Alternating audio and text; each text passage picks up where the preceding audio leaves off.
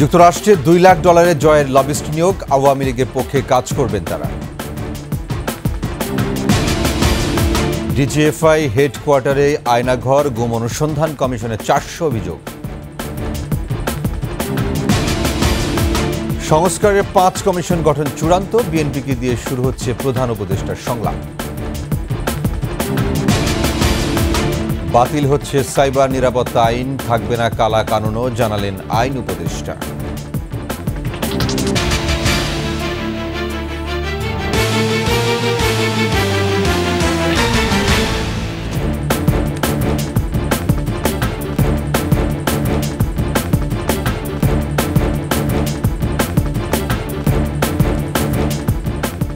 শুনছিলেন first security ইসলামী bank PLC সংবাদ শিরোনাম। আমন্ত্রণ 21 সংবাদে, সাথে আছে আমি ওয়াহিদুজ্জামান। দর্শক, 21 টেলিভিশনের সংবাদ একই সাথে সরাসরি দেখতে পাবেন আমাদের ফেসবুক পেজ www.facebook.com/2124online। এছাড়া সাবস্ক্রাইব করতে পারেন www.youtube.com/21TV চ্যানেলে। এছাড়া সংবাদ আরও থাকছে। টাইম ম্যাগাজিনের 100 প্রভাবশালীর তালিকায় অন্তর্বর্তী সরকারের উপদেষ্টা নাহিদ ইসলাম।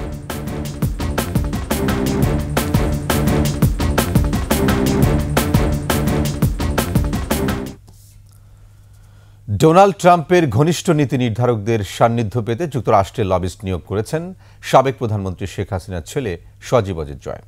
ওয়াশিংটন ডিসির বিশিষ্ট লবিং ফার্ম স্ট্রাইক গ্লোবাল ডিপ্লোম্যাসির সঙ্গে $2 লাখ চুক্তি করেছেন তিনি। সুইডেন ভিত্তিক অনলাইন নিউজ পোর্টাল নেত্র নিউজের প্রতিবেদনে এই তথ্য উঠে এসেছে। সঞ্জয় অধিকারের ডেস্ক রিপোর্ট। গত 12 সেপ্টেম্বর জয়ের মালিকানাধীন Wazed consulting in foreign agent registration অ্যাক্টের অধীনে স্ট্রাইক গ্লোবাল ডিপ্লোম্যাসির সঙ্গে চুক্তি করে। জয় $2 লাখ বিনিময়ে 6 মাসের জন্য এই চুক্তি করেছেন। চুক্তি অনুযায়ী লবিস্টরা বাংলাদেশের বর্তমান সমস্যাগুলোর ওপর মার্কিন সরকারের কার্যনির্বাহী এবং আইনসভা শাখার অন্তর্দৃষ্টি আকর্ষণের জন্য কাজ করবে। ক্রিশ্চিয়ান বোর্জ এবং রবার্ট স্ট্রিকের নেতৃত্বে এই লবিং ফার্মের সাথে সাবেক মার্কিন প্রেসিডেন্ট ডোনাল্ড ট্রাম্পের গভীর সম্পর্ক রয়েছে। তারা দুজনই 2016 সালে ট্রাম্পের প্রচারণার সময় উপদেষ্টা হিসেবে কাজ করেছেন। জয় এর আগে 2005 সালে আওয়ামী লীগের পক্ষে $7,20,000 বিনিময়ে একই লবিং ফার্মের সঙ্গে চুক্তি করেছিলেন। সে সময় রিপাবলিকান গ্যারি আকারম্যান বাংলাদেশের রাজনৈতিক দিক নির্দেশনা নিয়ে উদ্বেগ প্রকাশ করেছিলেন।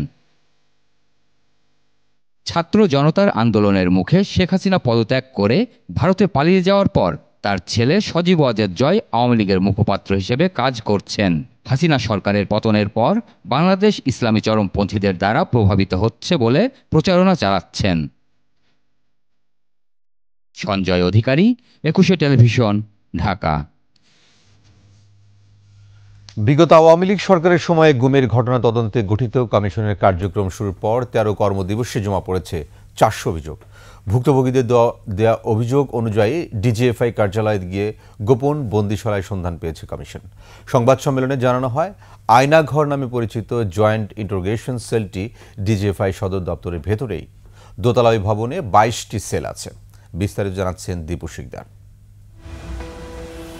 ক্ষমতাচ্যুত শেখ হাসিনার আমলে রাষ্ট্রের পৃষ্ঠপোষকতায় অসংখ্য গুম সংগঠিত হয়। আয়নাঘর নামে বন্দিশালায় রেখে চলে অবর্ণনীয় নির্যাতন। আয়নাঘর কথা বলছেন ইন কমন পার্লেন্স, এটা বেসিক্যালি জয়েন্ট ইন্টারোগেশন সেল।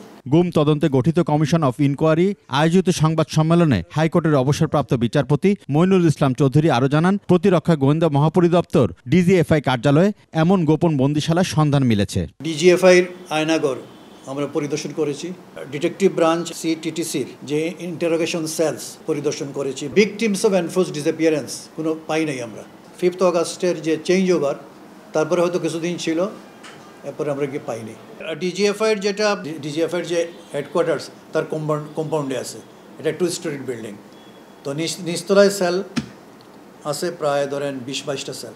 উপরের তলায় কিছু রুম আছে, ওইলা অ্যাডমিনিস্ট্রেটিভ ওয়ার্ক তখন করতো, এখন তো এটা ব্যাকএন্ড। তৎকালীন সরকারের নির্দেশে আইন শৃঙ্খলা রক্ষাকারী বাহিনী গুমে জড়িয়ে পড়ে বলেও জানানো হয় সংবাদ সম্মেলনে। গতকাল পর্যন্ত 400 অভিযোগ পেয়েছি। We have already examined and recorded the statements of brigadier general retired Azmi, lieutenant colonel Hasin ambassador Maruf Zaman, Hummam Quader, barrister Sarwar Hussain, উনি is a former army officer, and others. Around 75 people have given their statements to this commission. 30 September পর্যন্ত অভিযোগ জমা দেওয়ার কথা থাকলেও 10 October পর্যন্ত সময়সীমা বৃদ্ধি করা হয়েছে। সাবসিকুয়েন্টলি আমরা আরেকটা বিজ্ঞপ্তি দিয়ে টাইমলাইনটা আমরা এক্সটেন্ড করে আপ টু 10th অক্টোবর 2024 করা হয়েছে। দীপু শিকদার, 21 টেলিভিশন, ঢাকা। সংস্কারের লক্ষ্যে ঘোষিত 6 কমিশনের মধ্যে 5টির গঠন চূড়ান্ত করেছে সরকার। উপদেষ্টা পরিষদের বৈঠকে এ বিষয়ে সিদ্ধান্ত হয়, যার ঘোষণা আসবে যে কোনো সময়। আর কমিশন কাজ শুরু করার আগে প্রতিশ্রুত সংলাপের বিষয়েও সিদ্ধান্ত হয় বৈঠকে। আরও জানাচ্ছেন মেহেদী হাসান। অন্তর্বর্তী সরকারের প্রধান উপদেষ্টা ডক্টর মোহাম্মদ ইউনূসের সভাপতিত্বে তেজগাঁও কার্যালয়ে উপদেষ্টা পরিষদের বৈঠক শেষে সন্ধ্যায় এ নিয়ে গণমাধ্যমের মুখোমুখি হন তার প্রেস সচিব। জানান, বৈঠকে সরকারের 6 সংস্কার কমিশন চূড়ান্ত করার বিষয়ে বিস্তর আলোচনা হয়েছে। 5টা কমিশন মোটামুটি ফাইনালাইজ, এটা জাস্ট ডিক্লারেশনটা বাকি। আর একটা কমিশনের 2-1 জনের নাম একটু বাকি আছে, এটাও আমরা আশা করছি 1-2 দিনের মধ্যে এটা ফাইনালাইজ হবে। শনিবার বেলা 2টা থেকে বিএনপির সাথে আলোচনার মধ্য দিয়ে শুরু হবে রাজনৈতিক দলগুলোর সাথে সরকারের সংলাপ। পলিটিক্যাল পার্টিগুলোর সাথে আলাপটা শুরু হচ্ছে শনিবার 2:30টার সময়। প্রথম দিন বিএনপি থাকবে, এটুকু আমি বলতে পারি। এরপরে তো আরও বাংলাদেশের প্রধান কিছু পার্টিগুলো থাকবে। তৈরি পোশাক শিল্পের চলমান সংকট নিরসনে কার্যকর পদক্ষেপের বিষয়টিও আলোচনা হয়েছে উপদেষ্টা পরিষদের বৈঠকে। এটা আমার মনে হয় যে লেবার মিনিস্ট্রিটাই বলবেন, ওনারাই এটা বলবেন। বাট এটা নিয়ে খুবই অনেক আলাপ আলোচনা হয়েছে। এটা নিয়ে সমস্ত অনেক ক্যাবিনেট মেম্বার এটা নিয়ে আলাপ করেছেন। কাতার ও মালদ্বীপে বন্দী বাংলাদেশিদের ফিরিয়ে আনতে চুক্তির খসড়াও অনুমোদন হয়েছে বৈঠকে। মালদ্বীপে যেমন আমাদের 80 জন ওইখানে দেওয়ার সেন্টেন্স হয়েছে। মেহেদী হাসান, 21 টেলিভিশন, ঢাকা। বাতিল হচ্ছে সাইবার নিরাপত্তা আইন, সেই সাথে দেশের সকল কালাকানুন বাতিল করার কথা জানিয়েছেন আইন উপদেষ্টা আসিফ নজরুল। পরিবর্তিত পরিস্থিতিতে দ্রুত এই আইনটি বাতিল করার পক্ষে তথ্য প্রযুক্তি উপদেষ্টা নাহিদ ইসলাম। প্রণব চক্রবর্তী রিপোর্ট। সাইবার নিরাপত্তা আইন 2023 বাতিলের দাবিতে দীর্ঘদিন আন্দোলন ছিল দেশের সব শ্রেণী পেশার মানুষের। অন্তর্বর্তী সরকার আসার পর সে দাবি আরও জোরালো হলে এর পক্ষে মত গ্রহণে সেমিনারের আয়োজন করে আইন মন্ত্রণালয়। রাজধানীর বিচার প্রশাসন প্রশিক্ষণ ইনস্টিটিউটে এই মত বিনিময় সভায় ছিলেন বিভিন্ন পেশা ও শ্রেণীর মানুষ। বৈশ্বিক বিষয় ও ধর্মীয় অনুভূতির বিষয় মাথায় রেখে সাইবার সিকিউরিটি আইন পরিবর্তনের পক্ষে মত দিলেন আলোচকরা। এটা মূলত গণমাধ্যমের কণ্ঠরোধ এবং ভিন্নমত লোকের কণ্ঠরোধের জন্য এই আইনটি করা হয়েছে। বিচার ব্যবস্থাও এমনভাবে ব্যবহার করার চেষ্টা করা হয় যেখানে এটাকে ম্যানিপুলেট করার সুযোগ অনেক বেশি থাকে। সেজন্য আমাদের আইনগুলোতে সরকারের দিক থেকে ক্ষমতা যত বেশি সম্ভব কমানো যায়। ক্ষমতাকে ধরে রেখে কর্তৃত্ব দেখাতে এ আইন বললেন আইনজ্ঞরা। আইনটা চেঞ্জ করে 3টা ডাইমেনশন ক্রিয়েট করা উচিত। একটা হলো সাইবার সিকিউরিটির অংশটুকু সেপারেটলি, আর এই স্পিচটা বাদ দিয়ে দেওয়া উচিত, আর কিভাবে ইনভেস্টিগেটিভ জার্নালিজম এনশিওর করা হবে সেই অ্যাক্সেসটা ঠিক রাখা উচিত। এই আইনগুলো কর্তৃত্ববাদীর সরকারের কর্তৃত্ববাদ বিকাশের অন্যতম হাতিয়ার হিসেবে এবং তা স্থায়ীকরণের চিরস্থায়ী বন্দোবস্ত তৈরি করার অন্যতম হাতিয়ার হিসেবে তৈরি হয়েছিল এবং ব্যবহৃত হয়েছে।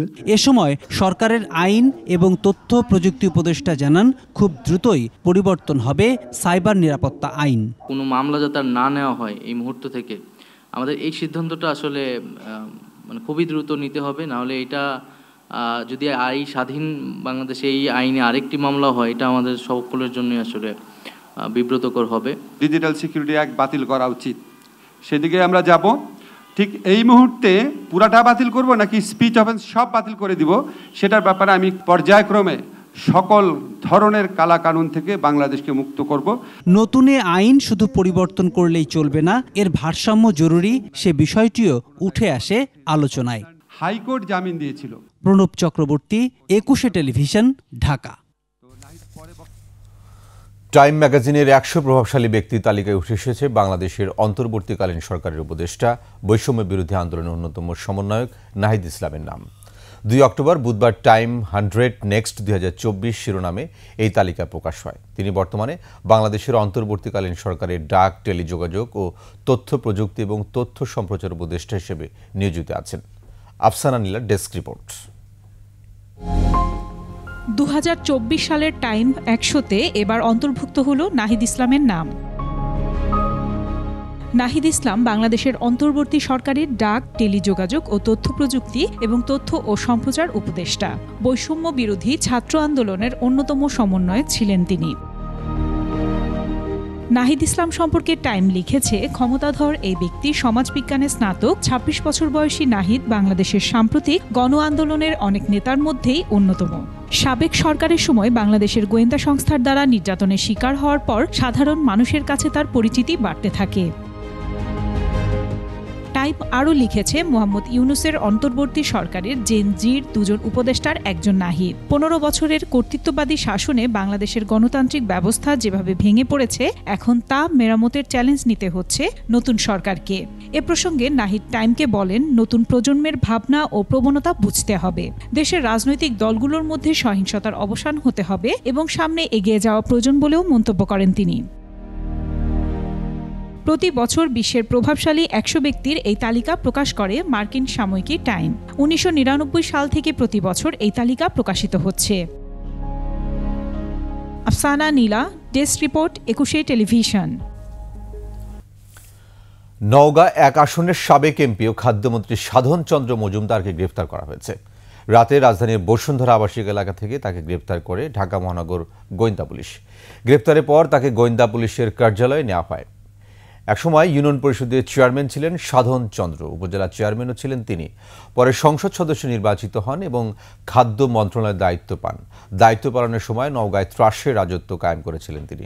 গোমস্তাপুরে জমি নিয়ে বিরোধের জেরে এক মাহেন্দ্র চালককে পিটিয়ে হত্যার অভিযোগ আছে তার বিরুদ্ধে। ছাত্র জনতার আন্দোলন নস্যাৎ করতে আগ্নেয়াস্ত্রসহ ক্যাডার মাঠে নামিয়েছিলেন তিনি। শেষ করছি 21 সংবাদ। যাবার আগে ফার্স্ট সিকিউরিটি ইসলামী ব্যাংক পিএলসি সংবাদ শিরোনামগুলো আরও একবার।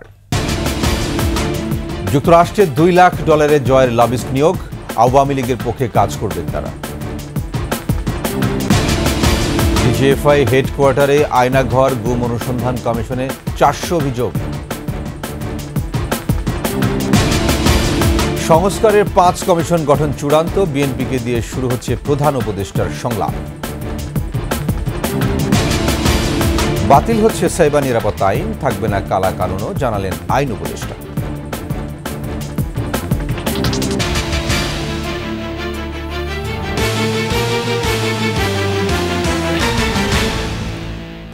সর্বশেষ সংবাদ জানতে ডায়াল করুন 202 নম্বরে, আর ভিজিট করুন 21-tv.com ওয়েবসাইটে। ফেসবুকে ভিজিট করতে পারেন www.facebook.com/2124live। এছাড়া সাবস্ক্রাইব করতে পারেন www.youtube.com/21tv চ্যানেলে। এতক্ষণ সঙ্গে থাকার জন্য ধন্যবাদ। পরবর্তী সংবাদ দেখার আমন্ত্রণ রইল। 21-এর সাথেই থাকুন।